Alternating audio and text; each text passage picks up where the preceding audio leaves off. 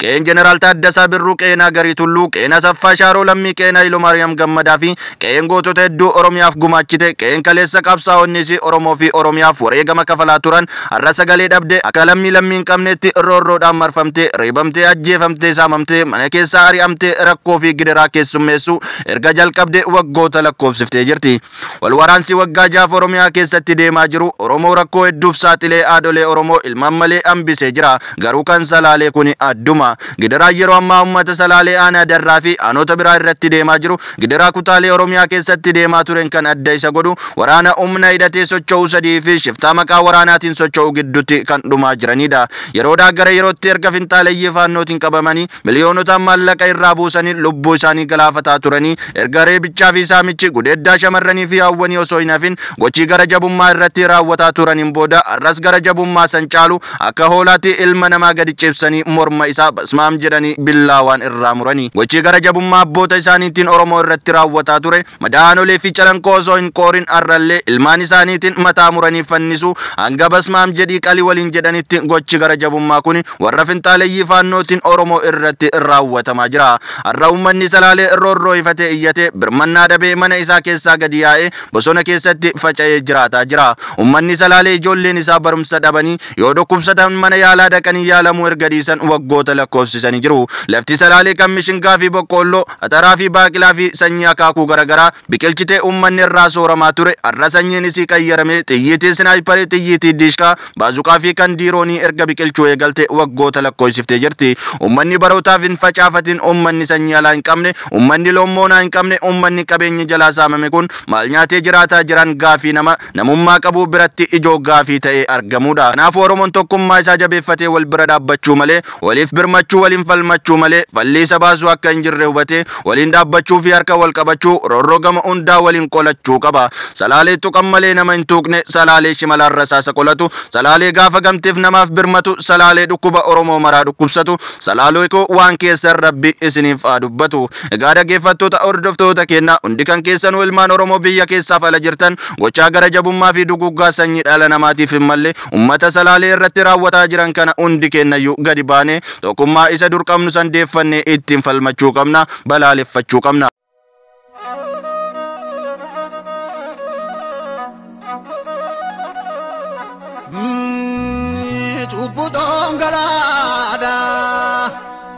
Ubbutoon galaadha utataan garaadha kana kabbaan isaa godhe ta'u ubbutoo galaakoo obsiyaa garaakoo mundatti waa'ee mofiin matan majjaa saamana garbuu saamana tumuudhaan addamne malee amane tumuudhaan addamne malee xinnaas gaabbarree guddaas gaabbarree buluu daddamne malee qawwee agarii tulluu qawwee agarii tulluu maaltu baata yoo agarii malee diinoo biini dhoodanii halagaani dhoodanii kokkolfaa biyyee nyaachisu malee malu yaaqeerreessa moogarii ka'ee baan aletti galee moogarii ka'ee baan aletti galee kan darbees garaa qabnaa kan dhufoos qooba qabnaa suutuma jennee dubbanna malee malu. Mudaddaa qabdu yoo jiraatte farra qabsoo bilisummaa Oromooti. Farra saba guddaati. Farra tokkummaa Oromooti. Farra sabboonummaati. Agartanii? Oromoon akka sabaatti humnoomuu qabaachuurraa kan yaaddoo qabu kallattiitiin tokkummaa Oromoo irratti humna lola banee jirudha jechuudha. Tokkummaa Oromoo ka jennu kallattiitiin Oromummaa irraa rakkoo qabaachuudha. Kallattiitiin Oromiyaa irraa rakkoo qabaachuudha. Oromoon akka sabaatti humnoomuu qabaarratti ejjennoo daddaa qabu namni qabu kanaa jechuudha. Tokko kana. Lammaffaa Siyaasni Itoophiyaa qarqara lama qaba. Qarqarri tokko siyaasa sabummaa jedhama. Qarqarri lammaffaan siyaasa lammummaa jedhama. Nama haaraa galchitan miyuutii qabadhu.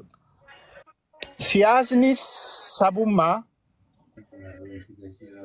tulluu. Okay, irraan deebi'a waan kana. Namu akka hubatutti. Siyaasni Itoophiyaa qarqara lama qaba.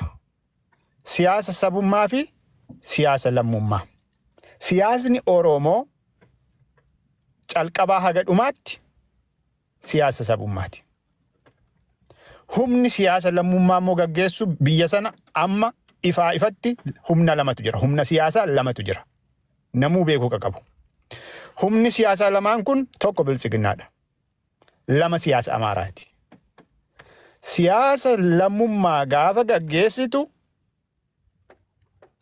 waa'ee sabaa, gaaffii sabaa deebisuu hin dandeessu. Fedhii sabaa eeguu hin dandeessu. Fedhii nama tokkee eeguu dandeessa. Heerris kasi deeggaru waan sabaa tarkaanfachiisuu osoo hin taane waan nam tokkee tarkaanfachiisuu irratti qofa dhageettii qabaatte jechuudha. Siyaasa lammummaa gaafa ta'u. Biyya sana keessatti haga har'aatti sirni garboonfataa siyaasa lammummaati oofa. Siyaasa eenyummaa namarraa mulqu, siyaasa abbaa biyyummaa nama waakkatu, siyaasa lammii tokkoffaaf lammii lammaffaa akkaataa kanaan godhee saba hiree divide and rule akkasii tarkaanfachiisu sana siyaasa abbaa irreetii jechuudha. Siyaasni lammummaa keessattuu seenaa Itoophiyaa keessatti kan keessummeessu. Oromoon akka sabaatti siyaasa lammummaa hin fedhu jechuudha. Sabaaf sablammiileen biyya sanaallee heerri biyya sana barreeffamee jirullee siyaasa sabummaa malee siyaasa lammummaa hin tarkaanfachiisu jechuudha. Biyyittiin biyyi jiraachuu ka dandeesse har'a dandamatte heerri biyya sanaa siyaasa sabummaa irratti bu'uureffamee barreeffame ta'uurraati.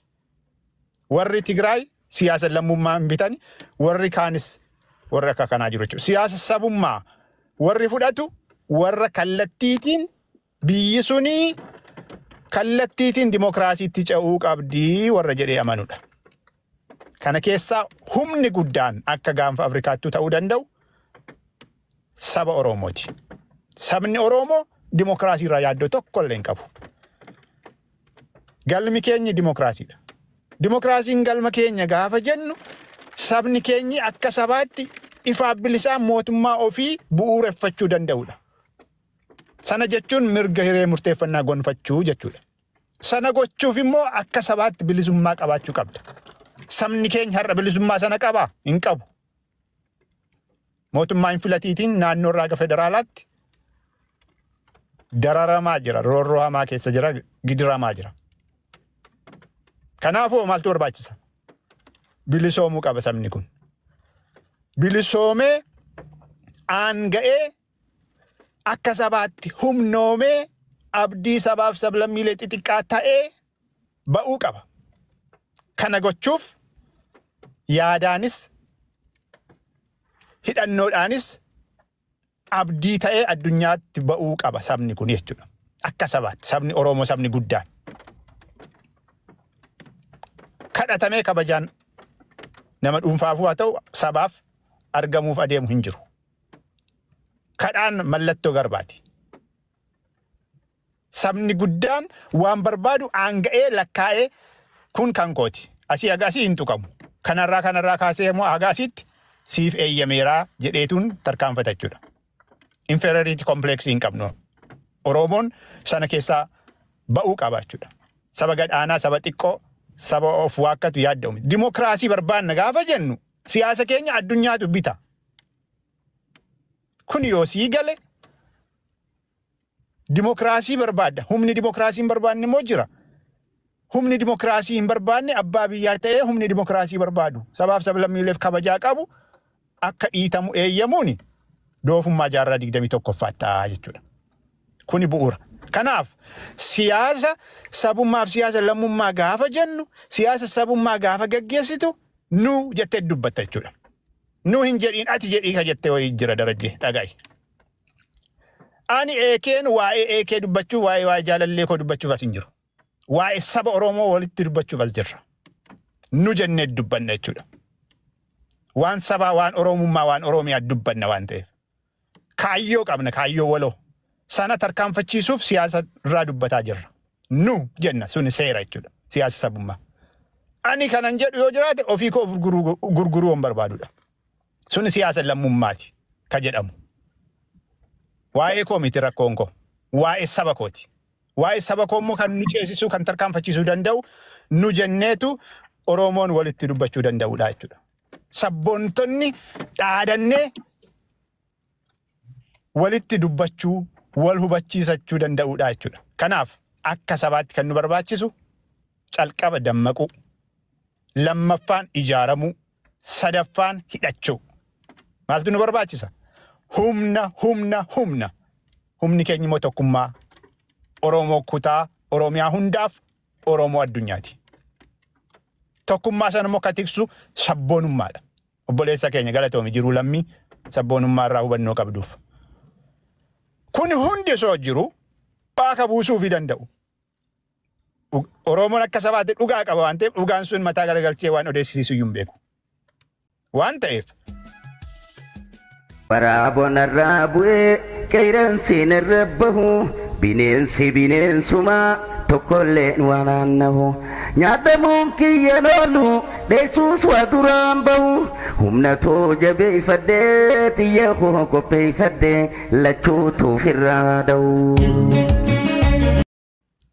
Sun yoo hin ta'u ta'e Itoophiyaan filannoo lammaffaan qabdu diigamuudha.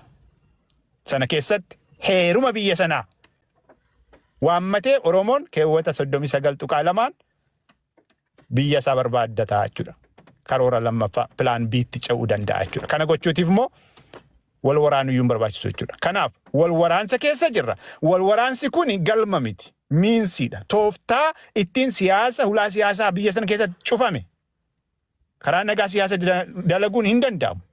Humni karaa nagaa siyaasa dalagna jedhan akka jiranitti waajjira hin qabanii, jaarmiyaan isaanii namni lubbuu qabu keessaa kaan biyya akka baqatan, kaan akka ajjeefaman, akka hin taane ta'anii laamsha'aniitu naaffataniitu hireen isaanii biltsiginaa harkatti kufee jira, cabee jira. Kan hin cabiin kan ofiif bilisa ta'anii qaaliiwwan sabaa sammuu bilisaa kan qabsoo sabaa warraaqsaa jiran sabni akka agartuu isaatti ifaanis ta'e dhoksaatiin kan wal quba qabaatee adeemaa jiru qabsoon bilisummaa Oromoo gama ABO Woboo Jaalmarroo Dirribaatiin hoogganamuudha jechuudha. Addunyaanis kana quba qabdi. Addunyaan akkamiin quba qabdi? Imbaasii tokko jiran waan hunda dhugaa soba ka jedhu odeessa qabu jechuudha. Waan sobuufni wal sobnuuf wal sossobnu hin jiru. Kanaaf mootummaan kun hireen inni qabu maali? Peace talk. Marsaa lamaaf ka ta'e sana, ka fashale sana, kan ABO Woboon yoomillee qophii ta'e dhimmi saba keenyaa akka milkaa'uutiif siyaasni waraansa keessa jiru gara yaadaatti deebi'ee gaaffiin sabaa tokko lamaan haalli itti deebi'u aanjessuu irratti saba keenya aangessuu irratti walitti dubbachuutiif ABO Woboon yoomiyyuu qophii ta'u Jaalmarroo Dirribaa irra deddeebi'ee dubbatee jira jechuudha. Fedhii dhabuu biltsiginnaa Abiy Ahimediin durfamuu immoo akka ragaatti Jawaar Mohammed odeessa qaburraa kallattii garaagaraan waan nu gadhiise quba qabnaa jechuudha. Jawaar Mohammediin amanuu maal waan inni jedhe yoo jettan addunyaa kamirraayyuu ragaan kanuma jira jechuudha. Fedhii dhabuu biltsiginnaa. Biltsiginnaan immoo akkaataa kanaan nagaan fiddu tokkollee hin jiraatu. Ka jedhuun qabaa ulfaadhaa.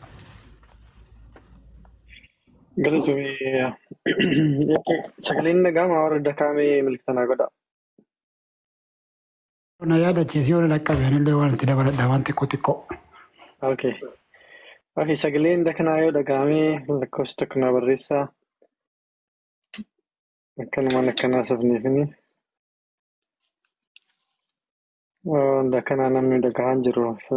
Sagaleen nagaama. Okay, nagaama. Galatooma. Eekeen nama baay'ee haasa'e achi keessatti waa'ee tokkummaa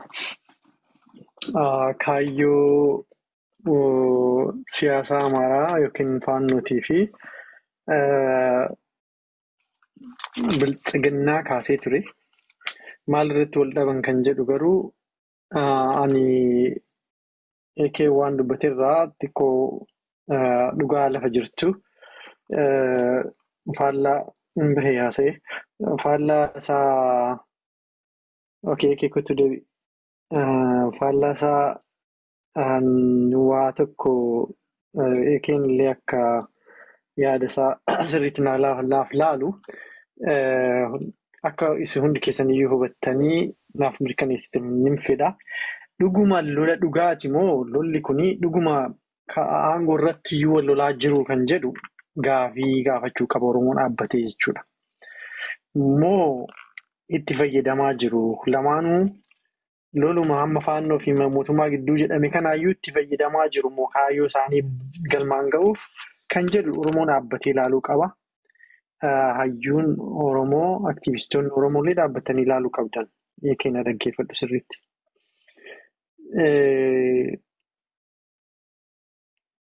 Odeeffannoo raayin ka'ee xiinxala raayin ka'ee Shanee jedhaman qotee bulaadha kinoo kan hurraa kana agartan kana shaneedha jedhaman reebbaman shanee miti shanee waan ta'e hin beeknu shanee jedhama baannanee uummanni keenya dagalatti bu'e ruufi reeffi qeerroon keenya horfatti harca'e harka qaraxxafamne harka keenya citee nurraa dagala keessatti mukarratti gadagarnee reeffi keenya hangatamuu jiru gara goruu dhabne bar eessa dhaqna qeerroon keenya shanee jedhame baannanee dagalatti dhume ilmi Oromoo dagalatti harca'e makalaakaa duuba dhufa makalaakaan nuyi makalaakaa mita Sudaan makalaakaan keenyam reeffa makalaakaa keenya nutu qarabate faannoo ajjeechisanii qofa makalaakaa duuba deemaniiti dubartii teenya duwwaa eengadda qullaa oofan qullaa dubartii ulfaa garaa guutu faannoo wajjin deemanii qofa minishaan xalaanni keenya xalaanni mootummaa minishaan makalaakaa duuba deema midhaan zarafa nama qaxaqaxa uummanni keenya akkatti mangistii fuuldura dhaabbatu dhabe hin taqaxaqaxa umne dagalatti inna eessarraan baana hoobaan hin taagganna mana giidhaqu taagganneer hoggaa sadii har'a adaree gabaaneen akkatti baanu qabnu hin gallu wanna goone moo kinoo kana annu agartan kan hin qabnu wanna takka wanna goone hin qabnu asiini faannoo nu qaxaqaxa achiraan moo shanee jedhaniitu nu qaxaqaxan gara gorru dhabne balloo nu kaafadhaa yaa mootummaa nu kaafadhaa tun boota nu godhan hidhumne jennee keenya dhagahamu bakkatti iyyan nu dhabne Oroman har'a moo kinoo kanaan diiqedhaan wanne tin dhahamin hin beeynu ni faannan dhufe diiqannaan irratti xamatu kaartan kaasanne itti kaanne irratti dhumnanne wanne ta'e hin beeynu ergasi qalahi 83 bakka tokko hammaar qalahi 83 handishqa mootummaan kinoo kan inna ayyan warra humna ol ta'anit warra humna sini warra humnaatu wal qabe ni humna qabna quufa lamaantu wal qabe ni quufa dha Oroman iyyeesse qote bula Oromoo urufatti dhume urfatti dhumne kinoo kana mala nurraa godha nu iyya nu dhumuu keenya nu iyya zimin jedhina ulfatu garaa dhohe zimin jedhina dubartiin keenya nu argatti ijoolleen keenya baannanee dhume nu argatti niitiin tadaffartu kana dhamee hin beekamu kinoo kana godhaniiru hoo jedhanii hoo jetteedha kana godhaniiru hoo jette nuuroo ishii farrase kam goote ishiin dirqama udeeddamu koo koba jaalteeti miti hidhamtee wannan ta'in hin qabamu milli moroo koo darraa keessatti wannan ta'in qabamu bakkatti iyyan bakka dheenu dhabneeti bakkatti iyyan nu dhabneeti bar har'a ofiin nu dhahaniiti faannoo wajjin dhufee ofiin nu dhaheeti Oromoo nu balleesse midhaan nu gubeedhanii iyyanii mana nu buqqisanii mana keenya buqqisaniiti biyyi uummanni oduu quba qabootu maasaadhaa garuu lagartanii gudii sun akkasitti nu oofaniiti boba'ee quxxaa sun takabbamnee akkasitti manatti nu noqani manatti orguu keenya irraa hillim godhanii Oromoo midhaan keenya gubeedhan dan keenya gubanii waaratan Oromoon adunaa keenya oofeedhan han oofame keenya han himatu isaan mana keenya gubaati Oromoon mana keenya gubeedhan kana kam jennan dura haasaatan isaan nama qaban ijaarrataniiru bakkatti haasaatan asittiin gubanii achitti mamalkashaa galchaniif mootummaatti Oromoo mana gubeedhanii han gubuutti Oromoo Amaara faannoo hojje dhugaa rabbiiti ittiin qalama kinoo kanarratti ofii hin gubuuran azmaraa keenya adunaa keenya ummata keenya oofa jiran qalaa jiranii Oromoon nu qaleedha Oromoon nu qale inni jan achitti ijaarramaniiru isaan magaalatti achitti mootummaatti inni janii akkamitti kana gootan nun jedhan ham bahuturu nuyi handu uturu nuyi akkamitti kana gootan eessa dhaqnan du'a ul du jira du'a ul du injiru hannu teenye ka balloo jenneem jaarsan balloo jammarra nu tarkaa fadhaa dhaqaatonni higgiitti nu waa baafadhaatu mootummaani ergee achi dhaaba sarra ergee nu halal waan nu keessa jiru waan nu godhamaa jiru ka yegaalla liji abiyya yegazaanni machaati dham ko xurumbaa fufatii dham ko anadare bahan gaalla yegazaanni ni ko gammannee odun qufin ko amboon ka gammannee odun mootummaan keenya inne oduu gammachuu turu boota em keenya macarasha gaalla chaati adare bahaniti bakka isaan gaalla chaati baasan oromooti dham nama saddeettaman wallaga bu'em jollen kee umaata ko dum beeka an isaan bahaniif mootummaa cabsu argeera bulchaan ganda keenya magaalatti du'e faannoo keessatti alga qabannanii bahanii san maal jechaati baana sinna xurumbaa fufatii deeman bakka sissentan nun jedhani bakka sissentan kinoo kun han isaanis irra ciisameeti bakka isaanis oromoo qeerroo oromootu jaarsa waggaa 70 hidhame maaltu eegaa jaarsa waggaa 70 daggala seenaa kanatu hidhame